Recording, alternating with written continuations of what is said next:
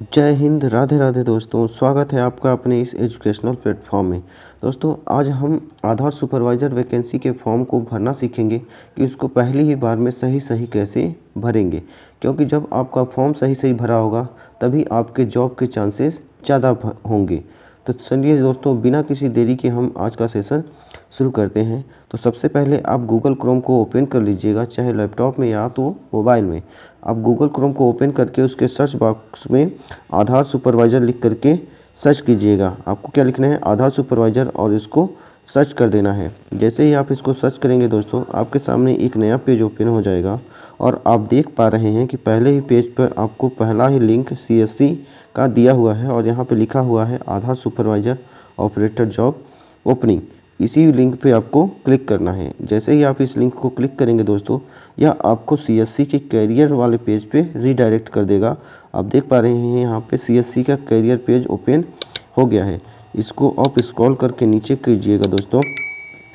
आप जब इसको स्क्रॉल करेंगे तो आप देख पाएंगे कि यहाँ पे स्टेट वाइज वैकेंसी दिया हुआ है। यहाँ पे देखिए स्टेट वाइज वैकेंसी दिया हुआ है, आंध्र प्रदेश, असम, बिहार, और इन सभी के सामने आप देख पा रहे होंगे अप्लाई नाउ बटन दिया हुआ है। तो आप अप्लाई नाउ बटन पे जैसे ही क्लिक करेंगे आपको वह फॉर्म वाले पेज पे ले जाएगा जहाँ से आप फॉर्म भरेंगे।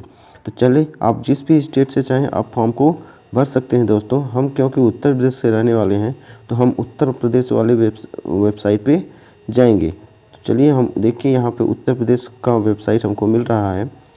यहाँ पे अप्लाई नाउ दिया हुआ है तो हम अप्लाई नाउ वाले बटन पे क्लिक करेंगे। जैसे ही हम अप्लाई नाउ बटन पे क्लिक करेंगे हमारे सामने फिर एक नया पेज ओपन हो जाएगा दोस्तों, और इस पेज पे आपको एजुकेशनल क्वालिफिकेशन और इस स्टेट के किस ज़िले में कितनी कितनी वैकेंसियाँ हैं वो सारी जानकारियाँ दी हुई है। और यहाँ पे आपको देखिए लास्ट डेट दिया हुआ है 31/1/2026, यानी 31 तारीख को ही इसका लास्ट डेट है। और इसी महीने में यानी कि 6 से 7 दिन ही केवल हमारे पास बचे हुए हैं इस फॉर्म को भरने के लिए। तो आप इस फॉर्म को जल्दी से भर दीजिए। बाकी यहाँ पे आप देख रहे हैं उत्तर प्रदेश स्टेट के सभी जिलों वाइज दिया हुआ है वैकेंसी। अम्बेडकर नगर, अमेठी, अमरोहा, आप देखेंगे तो यहाँ पर नीचे भी बहुत सारे ज़िले दिए हुए हैं, जैसे कि मैनपुरी, मिर्ज़ापुर, संत कबीर नगर, सिद्धार्थ नगर, उन्नाव यहाँ पे दिया हुआ है। और यहाँ पे आपको एजुकेशनल क्वालिफिकेशन दिया हुआ है, एलिजिबिलिटी क्राइटेरिया कि क्या एलिजिबिलिटी क्राइटेरिया है।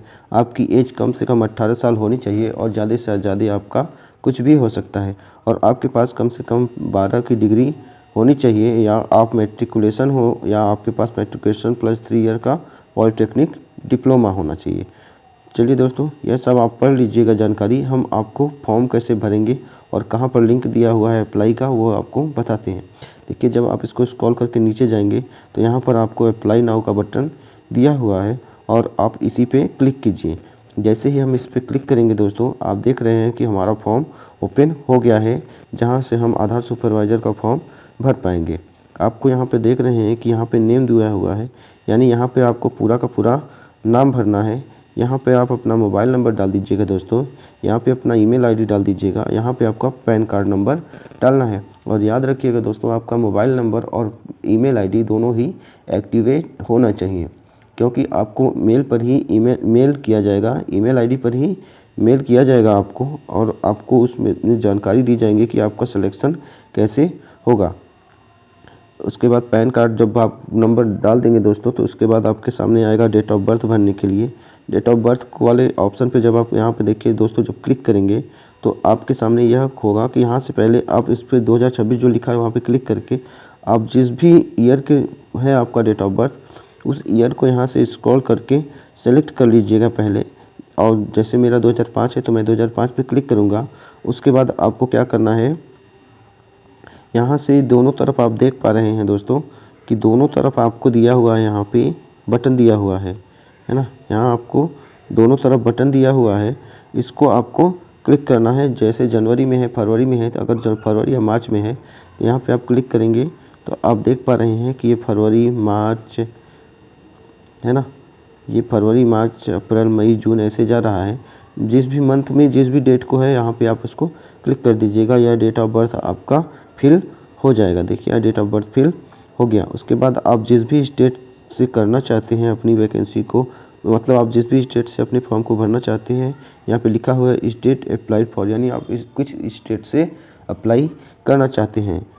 जिस भी स्टेट से आप अप्लाई करना चाहते हैं यहाँ सेलेक्ट पे क्लिक करेंगे, आप देखेंगे आपका सभी स्टेट का नाम यहाँ पे दिया हुआ है।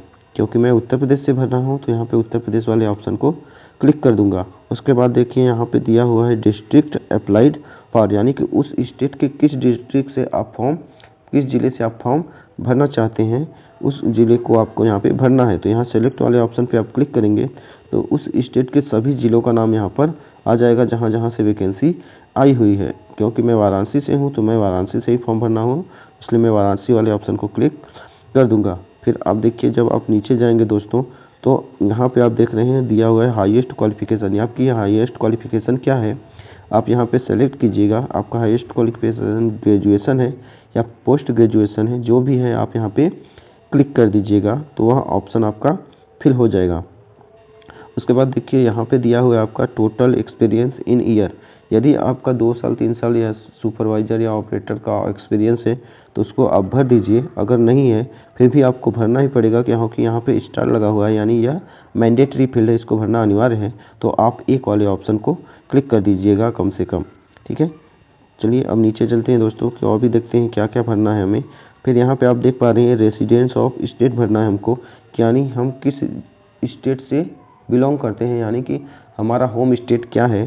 तो आप यहाँ पे क्या करेंगे, इसको सेलेक्ट करेंगे। आपका जो भी स्टेट है यहाँ पे आ जाएगा सभी स्टेट का नाम, जिस भी स्टेट से हैं आप उसको क्लिक कर दीजिएगा, वह यहाँ पे फिल हो जाएगा।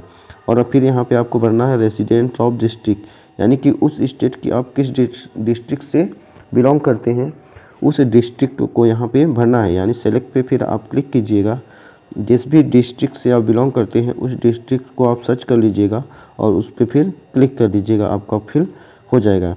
फिर यहाँ पे देखिए आपको दोस्तों क्या करना है, अपलोड रिज्यूम, यानी आपको रिज्यूम बना करके रखना है, क्योंकि आपको यहाँ पे एक रिज्यूम भी अपलोड करना होगा।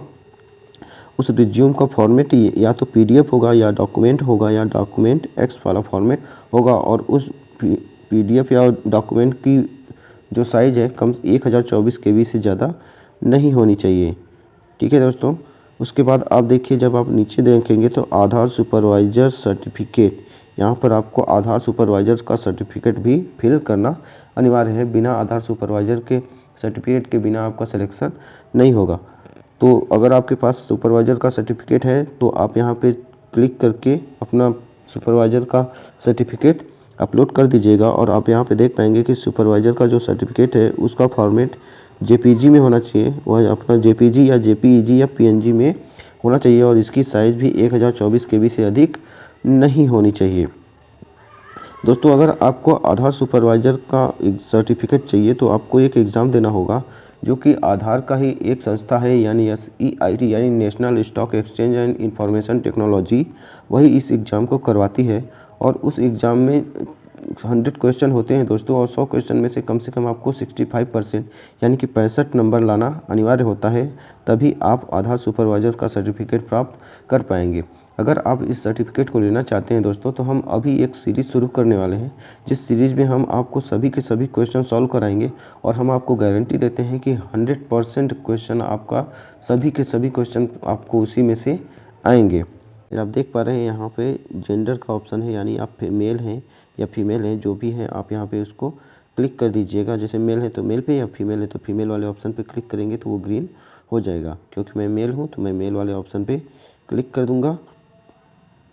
उसके बाद यहाँ पे आप देख पा रहे हैं कि यहाँ पे आपको इंटर कैप्चा, यानी ये जो कैप्चा दिया हुआ है यह आपको यहाँ पे फिल करना है। अगर आपको कैप्चा कोड सही से समझ में नहीं आ रहा है दोस्तों तो यहाँ पे देखिए रेड कलर में एक निशान दिया हुआ है, इसको आप जब क्लिक करेंगे तो आपका कैप्चा कोड बदल जाएगा। जब आपको कैप्चा कोड अच्छे से समझ में आने लगेगा फिर यहाँ पे फिल कर दीजिएगा। जैसे यहाँ पे देखिए क्या दिया हुआ है 16, यहाँ पे दिया हुआ है 16 + 5, यानी 16 में 5 जोड़ेंगे तो यहाँ पे इक्वल दिया है, वो क्या आएगा यानी 21। जब हम यहाँ पे 21 लिख करके सर्च करेंगे 21, उम्मीद है दोस्तों कि आपको यह सारी जानकारियाँ अच्छी लगी होंगी और आप इसको देख करके अपना फॉर्म आसानी से भर पाएंगे। तो धन्यवाद, जय हिंद, वंदे मातरम दोस्तों, आपका दिन शुभ हो।